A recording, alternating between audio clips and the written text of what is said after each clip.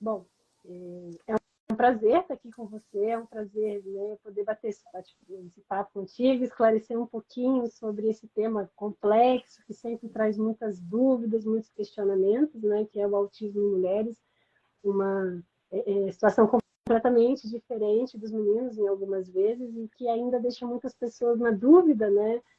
As perguntas que a gente recebeu ali, você vê que muitas são exatamente assim, por que é tão difícil? Era TDAH, agora não sei o que, agora é autismo, o que é, no final das contas?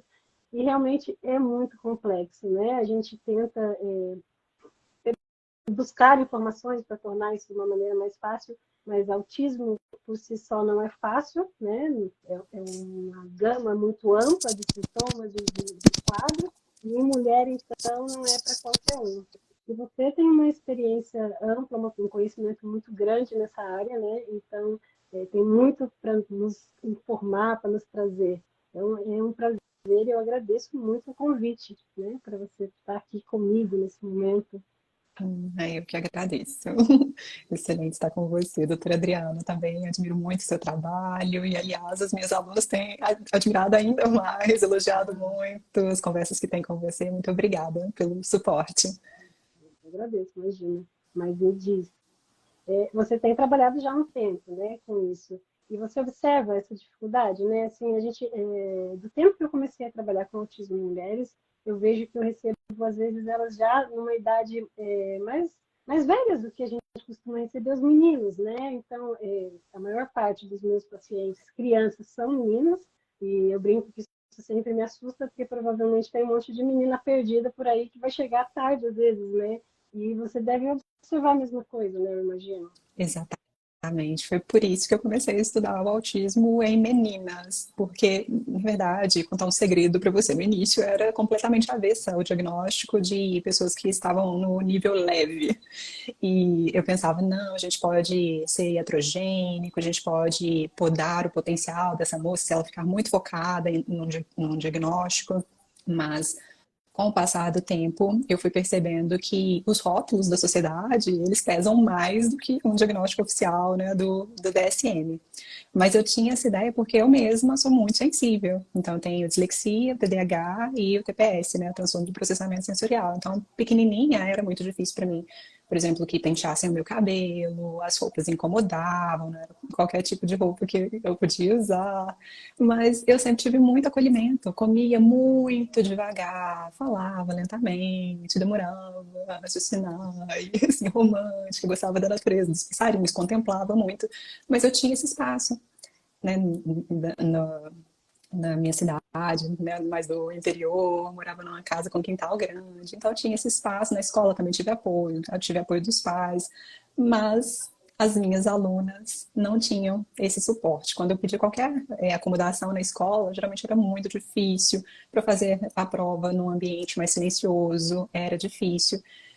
Então, eu tive que me aprofundar nesse estudo e também no melhor tipo de suporte, né? Estudar o que poderia ser benéfico para ela e que realmente não podasse o potencial, pelo contrário, porque geralmente essas moças que vêm para a gente, às vezes já adultas, são pessoas incríveis, com uma história de vida maravilhosa, pessoas criativas às vezes, né? Que gostam da poesia da vida, mas às vezes se sentem muito culpadas, chegam ao consultório perdendo os cabelos, sofrendo, como você disse, né? Às vezes deprimidas, recebem outros diagnósticos antes, e esses diagnósticos não contemplam o suporte, então não evitam que a pessoa receba o suporte adequado.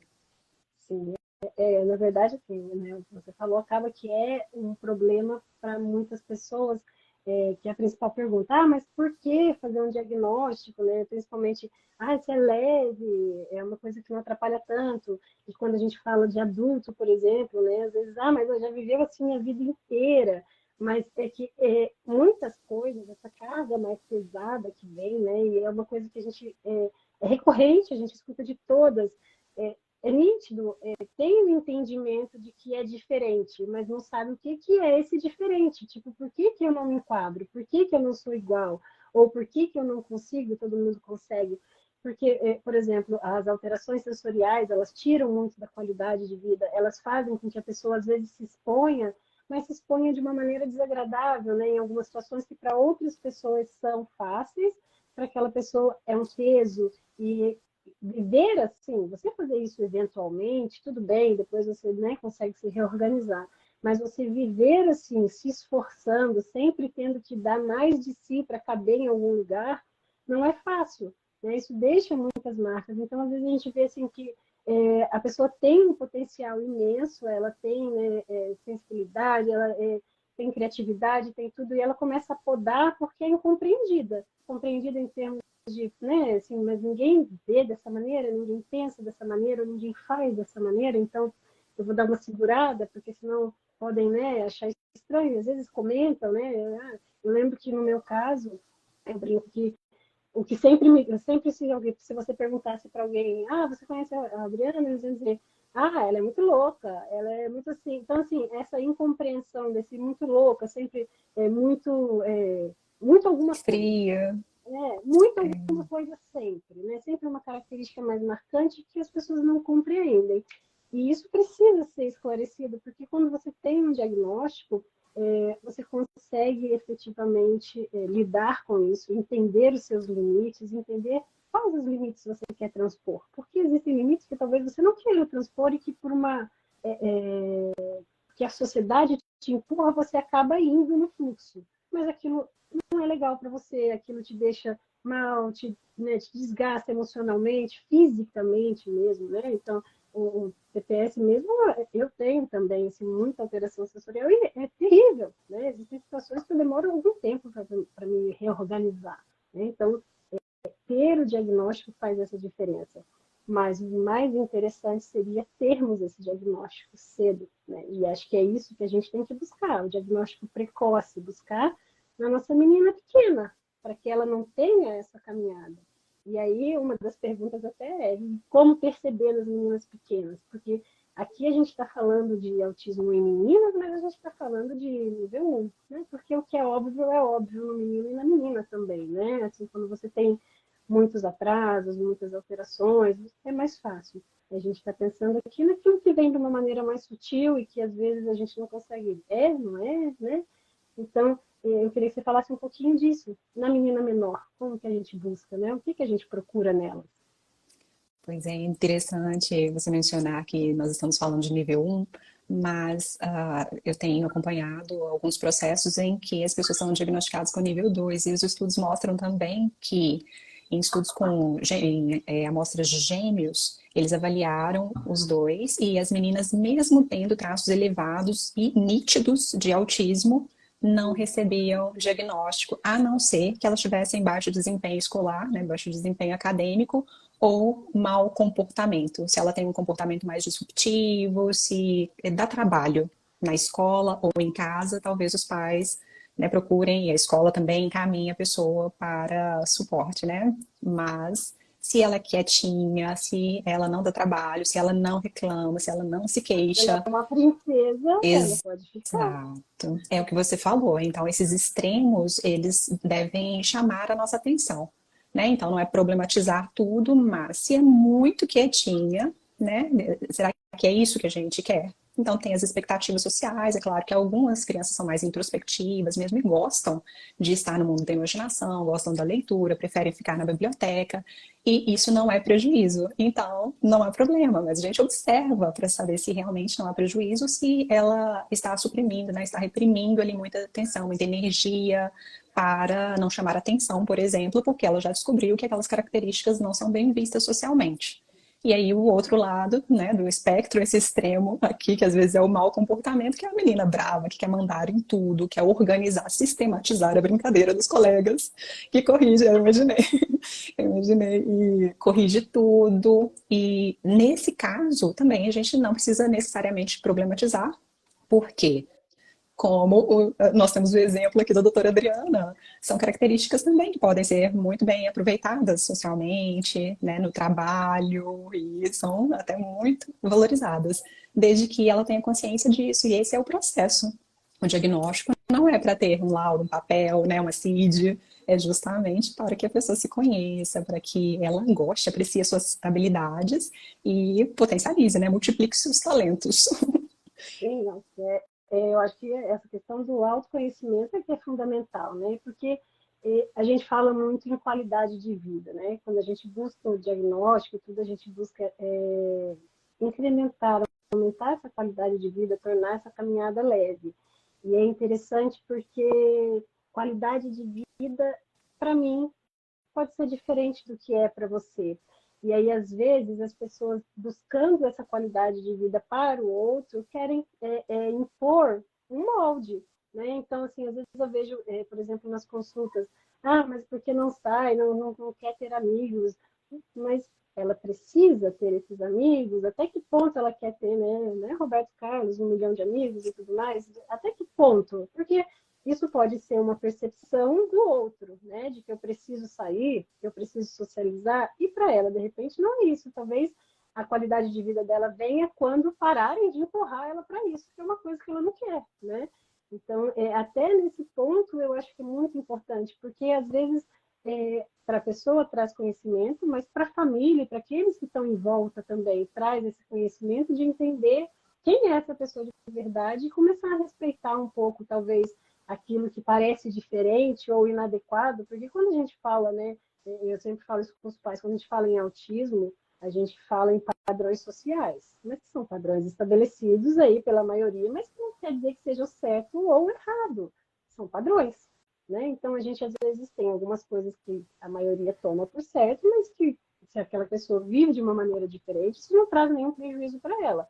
Óbvio, não estou falando de um ermitão, isolamento completo, né? Porque a gente precisa ter um contato mínimo até para ter funcionalidade. Mas existem coisas que a gente precisa ter esse diagnóstico para entender. E aí, assim, poder começar a ajudar, né?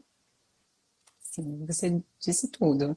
Então, o autoconhecimento dá essa possibilidade da pessoa usar a energia dela de forma mais assertiva. Então, ela vê quais são as prioridades e, claro, se ela gosta de um tempo de socialização, vai, né, alocar aquele tempo para socialização. E se gosta de mais introspecção, tanto melhor, não há problema, né? E ela pode usar, né, o tempo para o que ela quiser e treinar as habilidades também que forem mais significativas para ela. Excelente.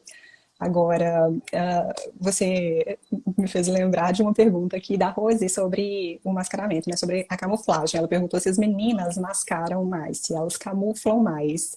E dentro dessas expectativas sociais, é claro, né? Naturalmente, as mulheres tendem a usar mais estratégias de camuflagem e as meninas autistas têm estudos mostrando que camuflam ainda mais. E nós temos três componentes da camuflagem, que são o mascaramento, que geralmente é usado como sinônimo, né, da camuflagem, a assimilação e a compensação. As meninas tendem a usar dois componentes com mais frequência, que são a assimilação, né, elas se assimilam ao grupo, elas se camuflam ali, né, assimilam comportamentos normativos e acabam entrando em ambientes que às vezes nem são para ela, como você disse, né, gastam energia a mais, então é um comportamento dispendioso, é uma estratégia que geralmente usa muita energia da pessoa, deixa às vezes a autista exaurida, e o mascaramento também, que é ocultar essas características que para ela são essenciais, mas que quando ela nota que os olhares não são tão favoráveis, que não aprovam aquele tipo de comportamento, né, como alguma estereotipia ou mesmo a sensibilidade, aí ela vai querer responder. Essa é uma outra estratégia que costuma fazer mal às pessoas, né? Principalmente às autistas. E no caso da compensação, tanto meninos quanto meninas compensam de forma semelhante, né? E a compensação é usar uma habilidade que você tem para compensar uma que você não tem. Até certo ponto, isso é muito bom e é muito inteligente, mas no caso das meninas, o que a gente observa? Que quando ela percebe muitos erros, muitos equívocos sociais, por exemplo, ou mesmo acadêmicos, às vezes a compensação vem de forma muito intensa também, tipo como o perfeccionismo. Ou se ela percebe que as pessoas sentem a falta de reciprocidade social dela, socioemocional, aí talvez a compensação venha com um comportamento de ser muito boazinha, o que você falou, né? Ser a princesa que aceita tudo, de sim para tudo e acaba sendo essa pessoa boazinha que, né, carrega o mundo nas costas, vive tensa, cheia de ansiedade e não demonstra.